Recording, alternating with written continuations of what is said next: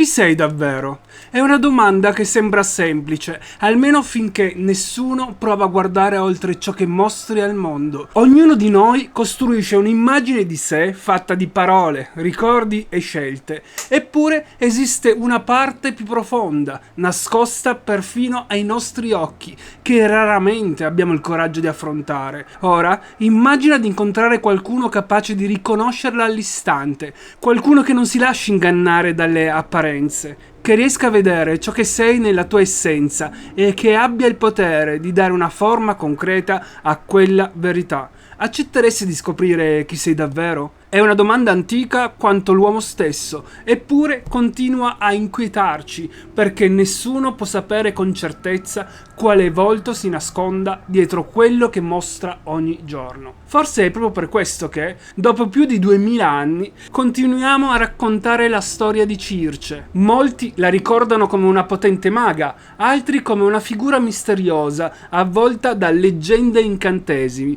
ma il motivo per cui il suo mito è sopravvissuto così a lungo va ben oltre la magia. Dentro la sua storia si nasconde una delle domande più profonde che la mitologia greca abbia mai posto all'essere umano, e la risposta potrebbe riguardare anche noi. Questa è la storia di Circe. Da sempre l'uomo cerca di dare un volto all'ignoto, nelle leggende, nei miti, nelle ombre del tempo ha raccontato se stesso. Questo è Echi del mito. Mettiti comodo e lasciati guidare nel mistero. Capitolo 1. La figlia del sole. Ogni leggenda porta con sé il peso delle proprie origini. Nella mitologia greca, il sangue di una famiglia non racconta soltanto da chi discendi, ma anche quale posto potresti occupare nel mondo. Prima ancora di compiere una scelta, ogni personaggio eredita un frammento del destino di chi è venuto prima di lui. Circe nasce in una delle stirpi più straordinarie del mito. Suo padre è Helios, il dio del sole, colui che ogni giorno attraversa il cielo sul suo carro di fuoco. Dall'alto osserva ogni angolo della terra, assiste alle imprese degli uomini e agli intrighi degli dei. Nulla sembra sfuggire al suo sguardo, per questo gli antichi lo consideravano un testimone silenzioso della verità. Il sole illumina ogni cosa e ciò che viene illuminato difficilmente resta nascosto. Sua madre è Perse, un'oceanina, una delle figlie del grande oceano. Le antiche tradizioni la collegano alle acque che circondano il mondo, a quei luoghi lontani dove il mare sembra confondersi con l'orizzonte e la natura conserva ancora il suo volto più antico. Da questa unione nasce una famiglia destinata a lasciare un segno profondo nella mitologia. Tra i fratelli di Circe troviamo Aete, il futuro re delle Colchide, ricordato come il custode del vello d'oro, che Giasone e gli Argonauti avrebbero cercato con ogni mezzo di conquistare. C'è poi Pasifae, regina di Creta, il cui nome rimarrà legato alla nascita del Minotauro e al celebre labirinto costruito da Dedalo. È curioso osservare come ogni membro di questa famiglia finisca al centro di una storia destinata a diventare immortale. I loro nomi compaiono in miti diversi, lontani tra loro nel tempo e nei luoghi, eppure sembrano appartenere tutti allo stesso filo invisibile. Anche Circe nasce da quel filo. Le fonti antiche la descrivono come una divinità immortale, ma il suo ruolo appare subito diverso da quello degli dei dell'Olimpo. Mentre Zeus governa il cielo, Poseidone scuote il mare e Atena guida gli eroi, Circe rimane ai margini dei grandi conflitti. Il suo nome compare raramente nelle assemblee divine e difficilmente viene associato alle lotte per il potere che animano il mondo degli dei. È una presenza più silenziosa, quasi appartata, come se la sua storia dovesse seguire un sentiero tutto suo. Ed è proprio questa distanza a renderla così affascinante. I poeti la ricordano senza mai raccontare troppo. Ogni volta che il suo nome affiora tra i versi, sembra custodire qualcosa che ancora sfugge al lettore. Le sue origini spiegano da quale famiglia provenga, ma lasciano aperta una domanda molto più interessante. Come può la figlia del dio che illumina il mondo scegliere una strada tanto diversa da quella percorsa dagli altri membri della sua stirpe? È una risposta che gli antichi affidano al tempo, perché alcune persone vengono ricordate per il luogo in cui sono nate, sfrutate, altre, invece, per il sapere che riescono a conquistare nel corso della loro vita. Se vuoi continuare questo viaggio dentro i miti dimenticati, puoi unirti al canale. Ogni settimana riportiamo alla luce un nuovo frammento di mito. Questo viaggio esiste grazie a chi sceglie di attraversare queste storie, anche quando sembrano custodire verità impossibili, perché alcune figure della mitologia non sono diventate leggendarie per la forza delle loro armi, ma per il potere che esercitavano sull'animo umano. E prima di proseguire dentro la storia di Circe, chiediti una cosa: se qualcuno potesse vedere chi sei davvero, cosa vedrebbe? Capitolo 2. Come nacque la più potente delle maghe. C'è una domanda che accompagna Circe fin dalle prime pagine in cui compare. Da dove nasce il suo potere? I poeti dell'antichità raccontano ciò che è capace di fare, ma quasi mai spiegano come abbia imparato a farlo. È come se quel sapere fosse sempre esistito, custodito in un luogo dove il tempo scorre con un ritmo diverso da quello degli uomini. Per immaginare Circe bisogna allontanarsi dai palazzi degli dei e avvicinarsi alla natura. Gli antichi la descrivono mentre raccoglie erbe, osserva le piante e prepara miscele con la calma di chi conosce ogni gesto e memoria. Ogni foglia, ogni radice e ogni fiore sembrano avere un valore preciso. Alcuni leniscono il dolore, altri infondono sonno, altri ancora custodiscono proprietà che il mito preferisce lasciare avvolte nel mistero. Per i greci tutto questo aveva un nome: farmaca. Era una parola che racchiudeva rimedi, veleni, unguenti e pozioni, perché la stessa sostanza poteva guarire oppure ferire. Tutto dipendeva da chi la preparava e dallo scopo con cui veniva usata. Circe conosceva quell'arte meglio di chiunque altro. Le sue mani trasformavano ingredienti comuni in qualcosa di straordinario. Pestava radici, mescolava erbe aromatiche, univa oli profumati e ingredienti che i poeti lasciano appena intravedere, come se preferissero conservare un velo di mistero attorno ai suoi rituali. Accanto alle pozioni arrivavano gli incantesimi. Le formule che le vengono attribuite nelle fonti antiche non assomigliano alla magia spettacolare che siamo abituati a vedere nei racconti moderni. Sono parole pronunciate con precisione, quasi fossero parte dello stesso equilibrio che governa la natura. La voce accompagna il gesto completa il rito e ogni elemento trova il proprio posto. È un'immagine che rende Circe diversa da qualsiasi altra figura del mito. Il suo potere non nasce dalla forza né da un'arma donata dagli dei, nasce dalla conoscenza, una conoscenza così profonda da sembrare irraggiungibile per chiunque altro, ed è proprio qui che la leggenda diventa ancora più affascinante. Nessuna fonte racconta chi sia stato il suo maestro, nessun poeta descrive il momento in cui abbia imparato il primo incantesimo o riconosciuto la prima erba medicinale. Quel silenzio sembra quasi intenzionale, come se gli antichi volessero ricordarci che esistono saperi destinati a rimanere avvolti dal mistero. Così, ogni volta che il nome di Circe riemerge tra i versi di Omero o nelle opere degli autori successivi, il lettore sa già di trovarsi davanti a una figura fuori dall'ordinario, una donna che parla il linguaggio delle piante, che conosce il valore nascosto di ogni radice e che riesce a trasformare quella sapienza in qualcosa capace di cambiare il destino di chi le si avvicina. E c'è un luogo, lontano dal mondo degli uomini, dove tutto questo prende forma. Un'isola che sembra esistere fuori dal tempo, destinata a diventare il cuore della sua leggenda. Capitolo 3. L'isola di Ea. Ogni grande leggenda sembra custodire un luogo capace di esistere a metà strada tra il mondo reale e quello dell'immaginazione. Per Circe quel luogo era Ea. Gli antichi la descrivono come un'isola lontana dalle rotte più battute, circondata da un mare che pochi avevano il coraggio di attraversare. Nessun poeta si preoccupa davvero di indicarne la posizione. Ea non appartiene alla geografia, appartiene al mito. È uno di quei luoghi che sembrano esistere soltanto per chi è destinato abituato a raggiungerli. Immagina di avvicinarti alla costa dopo giorni di navigazione. La prima cosa che vedresti non sarebbe un tempio o una città, ma una distesa di alberi così fitta da nascondere quasi completamente l'interno dell'isola. Il vento muove lentamente le chiome, il profumo delle piante arriva fino al mare e, per qualche istante, tutto sembra trasmettere un'insolita sensazione di pace. È proprio questa tranquillità a rendere Ea così enigmatica. Nelle grandi storie della mitologia, il pericolo si manifesta spesso con il fragore delle armi, il rombo dei mostri o la furia delle tempeste. Qui invece ogni cosa appare immobile. Il silenzio diventa parte del passaggio e accompagna chiunque metta piede sull'isola. Seguendo i sentieri che si aprono tra gli alberi, si raggiunge una grande dimora costruita con blocchi di pietra levigata. È la casa di Circe, descritta da Omero come una residenza immersa nella natura, lontana dal caos delle città e dai palazzi dell'Olimpo. Attorno ad essa si aggirano lupi e leoni,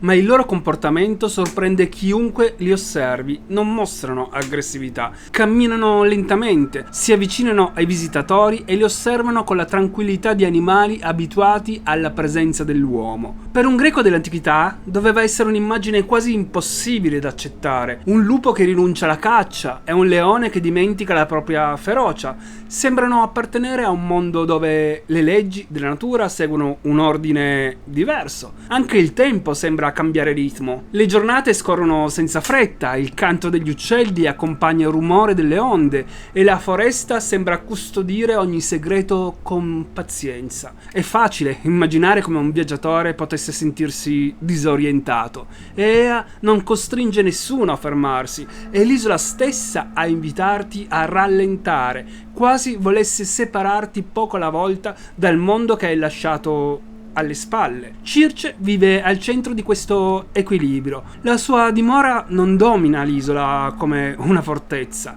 sembra piuttosto farne parte, come se fosse cresciuta insieme agli alberi e alle rocce che la circondano. Ogni sentiero conduce verso la sua casa, ogni pianta sembra trovare il proprio posto e ogni animale si muove con una naturalezza che lascia intuire un legame profondo tra la sovrana e il luogo in cui vive. È difficile capire dove finisca il regno di Circe e dove inizi la natura. I due sembrano fondersi in un'unica realtà ed è forse questo il tratto più affascinante di Ea. Non è soltanto l'isola di una donna straordinaria, è un luogo che sembra riflettere il carattere di chi lo abita, silenzioso, affascinante e avvolto da un mistero che cresce a ogni passo. Prima o poi però ogni luogo nascosto viene raggiunto da qualcuno e quando un gruppo di navigatori approderà sulle coste di Ea, quella pace apparente lascerà spazio a uno degli incontri più celebri di tutta la mitologia greca. Capitolo 4. L'ospite che cambiò ogni cosa. Per molto tempo la vita su Ea seguì sempre lo stesso ritmo. Le onde continuavano a infrangersi contro la costa, il vento attraversava la foresta e il sole scandiva il passare delle giornate. Raramente qualcuno raggiungeva quell'isola perduta nel mare e quando accadeva si trattava quasi sempre di viaggiatori in cerca di acqua, riparo o un luogo dove riprendere fiato prima di tornare a navigare. Circe li osservava arrivare da lontano. Era abituata agli uomini. Bastava guardarli per pochi istanti e i loro gesti raccontavano già molto più delle parole. Alcuni scendevano dalle navi con l'arroganza di chi crede di poter dominare qualsiasi terra sconosciuta. Altri avanzavano con la prudenza di chi aveva imparato a temere il mare. Cambiavano i volti, cambiavano le lingue, cambiavano le storie che portavano con sé. L'animo umano, invece, sembrava ripetersi sempre uguale. Anche quel giorno alcune navi comparvero all'orizzonte. Per gli uomini a bordo Ea appariva come un approdo inatteso dopo un lungo viaggio. Per Circe era soltanto l'ennesimo gruppo di stranieri che il mare aveva condotto fino alla sua casa. Passò poco tempo prima che alcuni di loro raggiunsero la dimora nascosta tra gli alberi. Li accolse come imponeva l'antica legge dell'ospitalità. Le porte si aprirono, il fuoco era acceso e sulla tavola comparvero pane, vino, miele e formaggio. Chiunque fosse entrato in quella casa avrebbe visto una scena rassicurante, quasi familiare, una donna intenta a ricevere degli ospiti, proprio come accadeva in tante altre dimore del mondo greco. Ma la casa di Circe custodeva regole diverse. Mentre gli uomini mangiavano e bevevano, la maga aggiunse alla loro coppa uno dei suoi farmaca. Era un gesto compiuto con la naturalezza di chi ripete un'antica abitudine. Le erbe, gli infusi e le conoscenze raccolte negli anni facevano ormai parte della sua quotidianità. Proprio come il telaio o il fuoco acceso nel grande salone.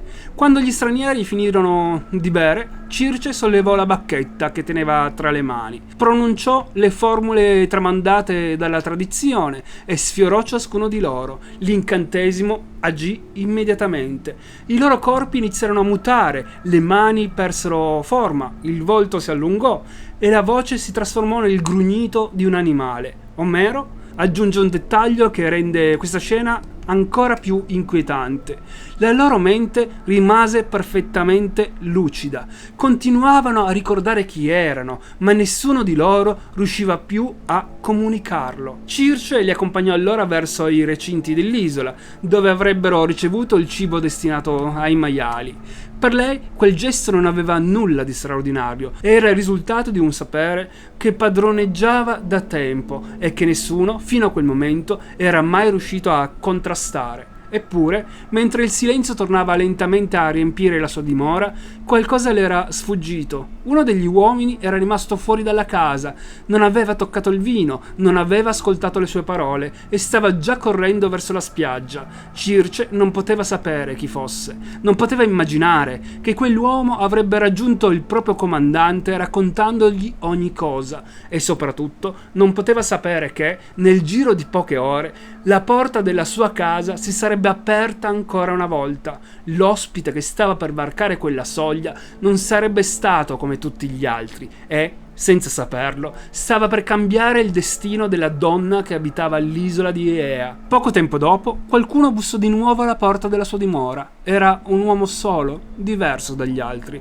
Non mostrava l'impazienza di chi cerca un rifugio, né la paura di chi ha smarrito i propri compagni. Camminava con passo deciso, osservando ogni cosa con attenzione, come se avesse già compreso che quell'isola nascondeva qualcosa di straordinario. Gli antichi raccontano che, lungo il cammino, il dio Hermes gli avesse offerto il proprio aiuto. È un dettaglio che Omero affida al lettore, mentre Circe, ignara di quell'incontro, accolse il nuovo ospite con la stessa naturalezza riservata a tutti gli altri. Anche quella volta il fuoco era acceso, anche quella volta il vino venne versato nella coppa, anche quella volta le antiche formule accompagnarono il gesto della maga. Nulla sembrava diverso. Eppure bastò un istante per capire che qualcosa era cambiato. L'incantesimo non ebbe effetto. L'uomo rimase immobile. Circe lo osservò in silenzio. Per la prima volta, da quando il suo sapere era diventato parte della sua vita, aveva davanti qualcuno che resisteva alla sua magia. Le erbe erano le stesse, le formule erano le stesse. Ogni gesto era stato compiuto con la precisione di sempre. Era il risultato a essere diverso. Fu allora che quell'uomo estrasse la spada. Omero racconta che Circe comprese immediatamente di trovarsi davanti a un ospite fuori dall'ordinario. La sicurezza con cui aveva sempre accolto gli stranieri lasciò spazio alla curiosità. Chi era quell'uomo capace di attraversare il suo incantesimo come se non fosse mai esistito? In quel momento accadde qualcosa di ancora più sorprendente. Tra i due non iniziò uno scontro, iniziò un dialogo. Circe ascoltò le richieste dello straniero e comprese il motivo per cui era giunto fino a Ea. I suoi compagni erano ancora prigionieri della metamorfosi e soltanto lei poteva restituire loro l'aspetto umano. Così fece. Uno dopo l'altro gli uomini recuperarono il proprio volto, la propria voce e il proprio corpo. Omero aggiunge persino che apparivano più giovani, più forti di prima, come se quell'esperienza avesse lasciato in loro qualcosa di diverso da una semplice paura. Da quel giorno l'isola cambiò volto. Le navi rimasero attraccate sulla costa e gli uomini di Ulisse trovarono finalmente il tempo di riposare dopo mesi trascorsi tra tempeste e pericoli. Anche la casa di Circe cambiò ritmo. Quelle stanze che avevano accolto tanti viaggiatori di passaggio divennero il luogo in cui i due mondi impararono lentamente a conoscersi. Le antiche fonti raccontano che l'eroe rimase a Aea per un intero anno. È un tempo lungo, sufficiente perché la diffidenza lasci spazio alla fiducia. Circe e Ulisse condivisero racconti, consigli e silenzi. Il loro rapporto è stato interpretato in molti modi nel corso dei secoli. C'è chi vi ha visto una storia d'amore, chi un'alleanza, chi l'incontro tra due intelligenze capaci di riconoscersi. Qualunque sia la lettura, una cosa appare evidente. L'uomo entrato nella sua casa quel giorno non era stato un ospite qualunque. Aveva infranto una certezza che sembrava destinata a durare per sempre. Quando giunse il momento della partenza, Circe non cercò di trattenerlo, gli indicò invece la strada da seguire e lo preparò alle prove che il mare aveva ancora in serbo per lui. Poi le navi tornarono a scomparire oltre l'orizzonte. Il silenzio tornò a riempire Aea, il vento riprese a muovere gli alberi e le onde continuarono a infrangersi contro la costa. L'isola sembrava identica a prima, Circe invece non lo era più. Capitolo 5. Le altre storie di Circe.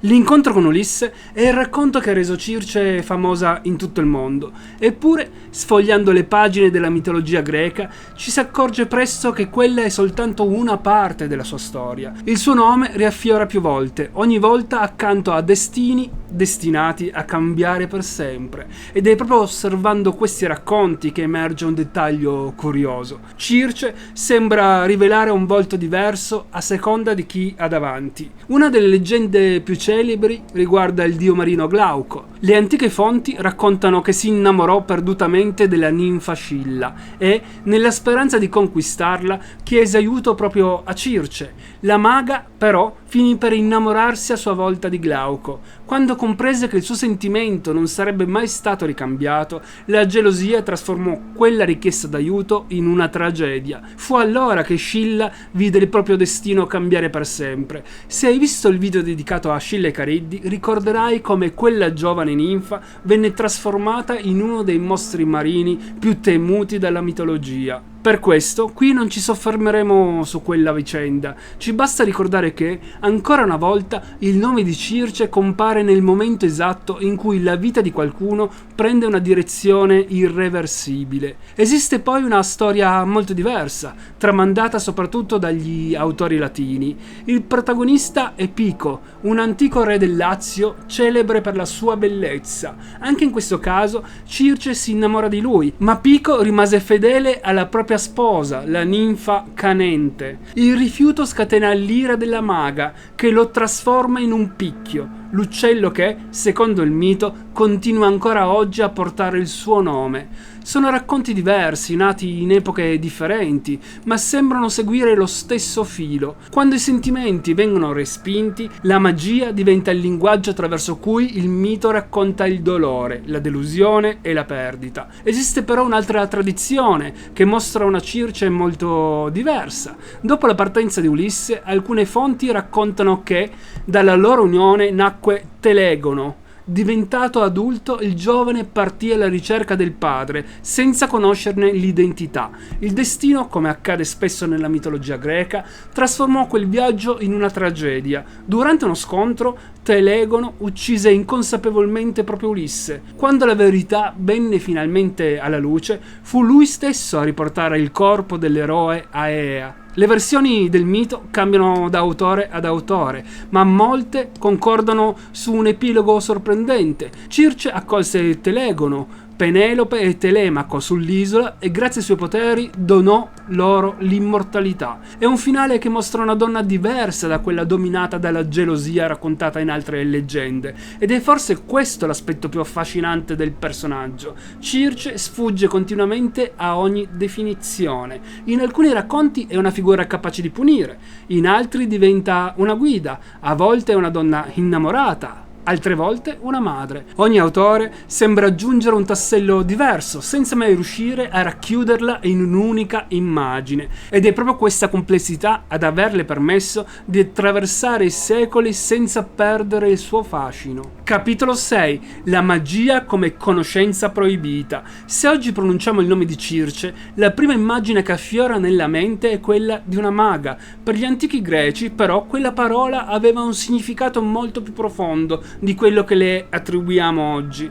La magia non era soltanto un insieme di formule misteriose o di incantesimi pronunciati nella notte. Era un sapere difficile da comprendere, capace di intervenire sulla natura stessa delle cose, un sapere che sfuggiva alle regole della città e che, proprio per questo, suscitava rispetto e timore. Circe ne era l'incarnazione perfetta. Viveva lontano dai palazzi degli dei e dalle leggi degli uomini. La sua conoscenza nasceva dall'osservazione della natura. Radici, erbe, fiori, veleni e rimedi si intrecciavano in un'unica disciplina che i greci chiamavano farmacheia. Una parola che racchiudeva mondi diversi, poteva indicare una medicina capace di guarire, ma anche un veleno, un filtro d'amore o una sostanza destinata a cambiare il destino di chi la beveva. Era una conoscenza ambigua. La stessa pianta poteva salvare una vita oppure distruggerla. Lo stesso sapere poteva curare o trasformarsi in una condanna. Per questo la figura del Pharmakeus, colui che padroneggiava queste arti, suscitava sempre un misto di fascinazione e diffidenza. Le sue capacità sembravano appartenere a un confine dove il mondo umano e quello divino si sfioravano continuamente, ed è proprio su quel confine che Circe costruisce il proprio mito. Se hai visto il video dedicato a Ecate, ricorderai che anche lei era profondamente legata alla magia, alle erbe e ai misteri della notte. Esiste però una differenza fondamentale. Ecate rappresenta il potere divino della magia, una forza che appartiene alla sfera degli dei. Circe invece rappresenta la conoscenza della magia praticata, studiata e tramandata, una figura che osserva la natura, ne comprende i segreti e li trasforma in potere. Forse è proprio questo ad aver inquietato così profondamente gli antichi. Gli dei esercitavano la loro autorità perché erano dei. Circe invece mostrava che la conoscenza poteva diventare una forma di potere. In una società dominata dagli uomini, una donna capace di padroneggiare un sapere tanto profondo diventava inevitabilmente una figura difficile da controllare e perfino da interpretare. Per alcuni era una guaritrice, per altri una seduttrice, per altri ancora una strega. Ogni definizione raccontava più le paure di chi la osservava che la vera natura del personaggio, ed è probabilmente per questo che il suo nome continua ancora oggi a evocare un senso di mistero, perché Circe non rappresenta soltanto la magia, rappresenta il timore che nasce ogni volta che qualcuno custodisce una conoscenza capace di cambiare il mondo, mentre tutti gli altri ignorano come funzioni. Capitolo 7. Il vero significato delle trasformazioni. C'è un dettaglio che, dopo più di 2000 anni, continua a rendere inquietante il mito di Circe. La sua magia non si limitava a sconfiggere chi aveva davanti, li trasformava. È una differenza enorme. Se l'obiettivo fosse stato semplicemente eliminare i suoi nemici, sarebbe bastato un veleno o una lama. Invece il mito sceglie qualcosa di molto più profondo, cambia il loro aspetto, cambia il modo in cui vengono guardati dagli altri, cambia perfino il rapporto che hanno con se stessi. Ed è proprio qui che la leggenda sembra volerci dire qualcosa. Quando Omero racconta la trasformazione dei compagni di Ulisse, aggiunge un particolare che spesso passa inosservato. I loro corpi diventano quelli di animali, ma la mente rimane intatta. Continuano a ricordare chi sono, comprendono ciò che è accaduto e assistono impotenti alla propria metamorfosi. È un'immagine sorprendentemente moderna.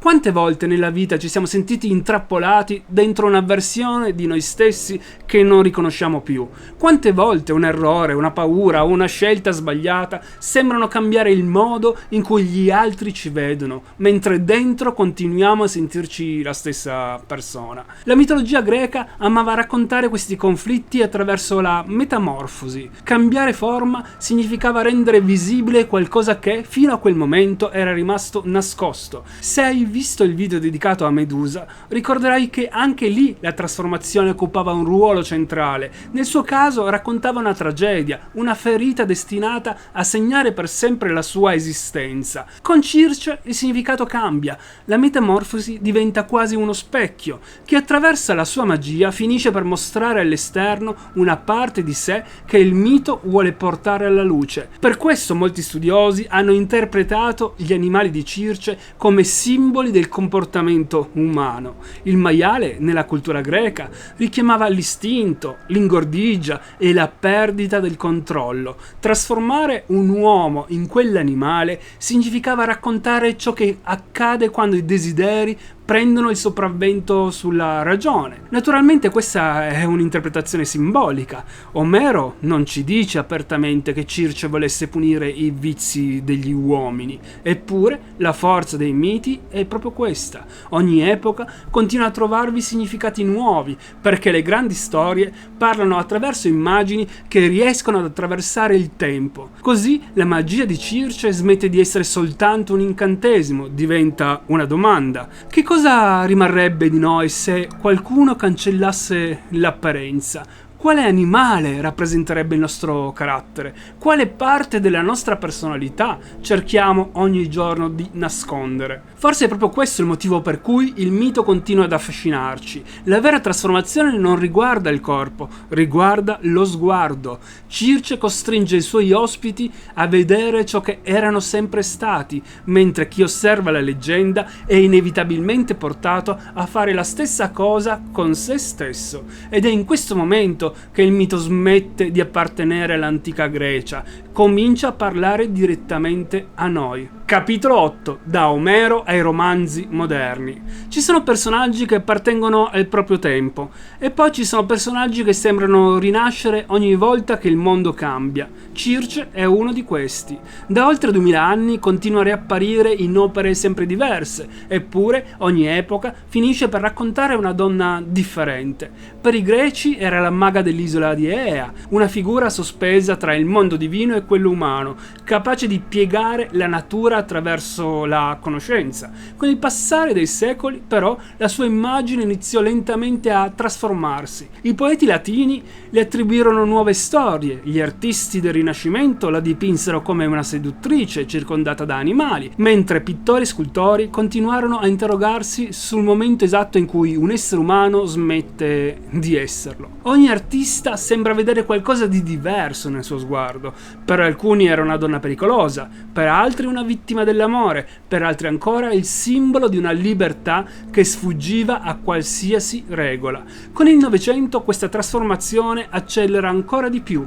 Il cinema, la televisione, i fumetti e i videogiochi riscoprono Circe e la reinventano continuamente. A volte una strega, altre una regina, altre ancora un antagonista o un'alleata degli eroi. Cambiano gli abiti, cambiano le ambientazioni e perfino i suoi poteri assumono forme nuove, ma qualcosa continua a rimanere sorprendentemente intatto: l'idea che una persona possa cambiare ciò che siamo. Negli ultimi anni questa rilettura ha assunto una direzione ancora diversa. Molti autori hanno iniziato a raccontare la storia di Circe dal suo punto di vista, cercando di immaginare che cosa significasse vivere per secoli ai margini del mondo, osservando passare generazioni di uomini ed eroi. Così la maga è diventata sempre meno una semplice antagonista e sempre più un personaggio complesso, con paure, desideri e contraddizioni. È una trasformazione che dice molto anche su di noi. Ogni epoca riscrive i propri miti perché ogni epoca si pone domande diverse.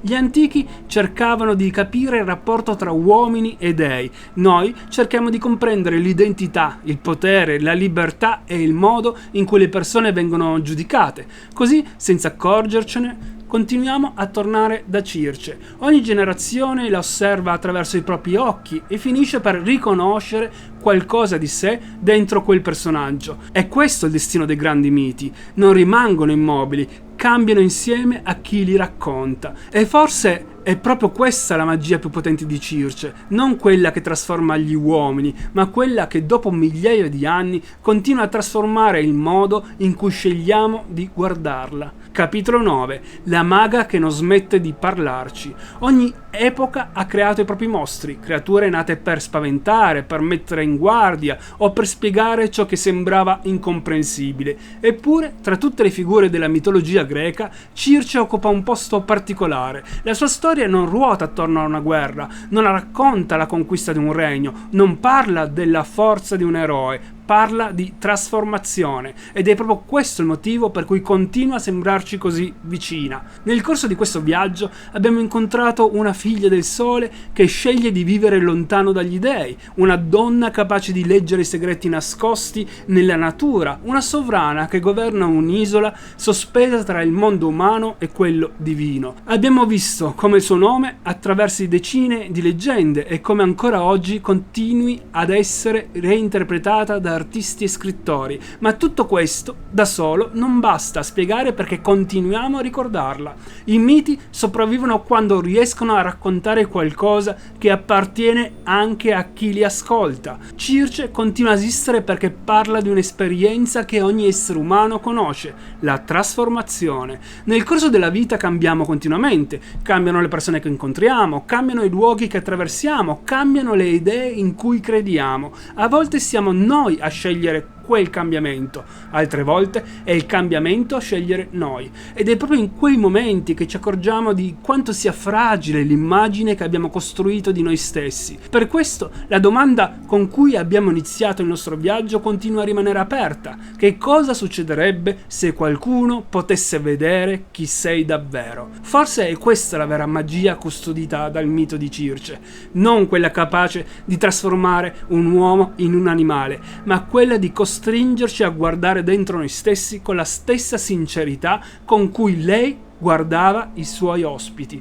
È uno specchio antico, costruito oltre 2000 anni fa, eppure continua a riflettere il volto di chiunque decida di avvicinarsi. Forse è questo il destino dei grandi miti. Cambiano lingua, cambiano epoca, cambiano il modo in cui vengono raccontati, ma continuano a porre le stesse domande, e molto spesso il loro valore non sta nelle risposte che offrono, sta nelle domande che lasciano dentro di noi molto tempo dopo che la storia è finita. Circe ci ha dimostrato che cambiare qualcuno significa cambiare il suo destino, ma i miti custodiscono trasformazioni ancora più profonde. Esistono storie in cui uomini diventano bestie, mortali sfidano gli dei, la vita si intreccia con la morte e un singolo gesto è capace di cambiare il mondo per sempre. È da quelle trasformazioni che riprenderà il nostro viaggio. E così termina il nostro viaggio di oggi, ma il mondo dei miti è immenso e abbiamo esplorato solo una piccola parte delle sue ombre. Se questo racconto ti ha affascinato, iscriviti al canale per continuare il viaggio insieme. Un nuovo capitolo di Echi del Mito esce ogni lunedì alle 19 e a volte apriremo anche un viaggio inatteso il giovedì. Lascia un like, è il modo migliore per far scoprire il mito ad altri viaggiatori. Seguimi anche su Instagram per il dietro le quinte, le anticipazioni e miti oscuri che non entrano nei video. Se volete sostenere questo progetto potete usare il tasto super grazie o hype, ogni gesto tiene viva la fiamma del racconto. E dimmi nei commenti quale mito dovremmo esplorare nei prossimi episodi. Il viaggio continua e ovunque tu stia ascoltando queste storie ci ritroveremo presto nel prossimo capitolo degli Echi del Mito. A presto, viaggiatori!